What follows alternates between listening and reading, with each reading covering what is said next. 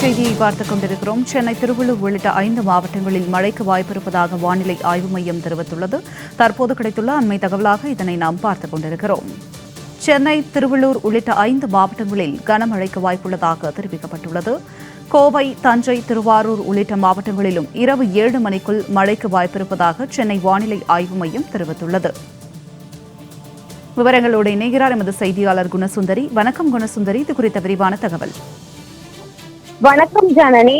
வடகிழக்கு பருவமழையானது கடந்த அக்டோபர் 16ஆம் தேதி என்று தொடங்கியது. வடகிழக்கு பருவமழை தொடங்கியதிலிருந்தே சென்னை உட்பட பல்வேறு மாவட்டங்களில் மழை, கனமழை என்பது அவ்வப்போது பெய்து வருகிறது. அந்த சூழ்நிலையில் கடந்த வாரம் முதலாக மோந்தா புயல் தாக்கத்தின் காரணமாக பல்வேறு மாவட்டங்களில் மழை என்பது பெய்தது. அதன் அடிப்படையில், அதாவது வடகிழக்கு பருவமழை அடிப்படையில் ஒவ்வொரு 3 மணி நேரத்திற்கான அடுத்த அறிவிப்பு, அதாவது மழைக்கான எங்கெங்கு வாய்ப்பு உள்ளது என்று அறிவிப்பு என்பது சென்னை வானிலை ஆய்வு மையம் வெளியிடும். அதன் அடிப்படையில் அடுத்த 3 மணி நேரத்திற்கான வானிலை அறிவிப்பு என்பது வெளியாகி இருக்கிறது. குறிப்பாக இரவு 7 மணி வரைக்கும் 5 மாவட்டங்களுக்கு, சென்னை உட்பட 5 மாவட்டங்களில் மழைக்கு வாய்ப்பிருப்பதாக சென்னை வானிலை ஆய்வு மையம் தகவல் தெரிவித்திருக்கிறது. குறிப்பாக சென்னை, திருவாரூர் மற்றும் திருவள்ளூர் ஆகிய மாவட்டங்களில் இடியுடன் கூடிய லேசானது முதல் மிதமான மழைக்கு வாய்ப்பிருப்பதாகவும், அதே போன்று கோயம்புத்தூர் மற்றும் தஞ்சாவூர் ஆகிய மாவட்டங்களில் லேசான மழைக்கு வாய்ப்பிருப்பதாகவும்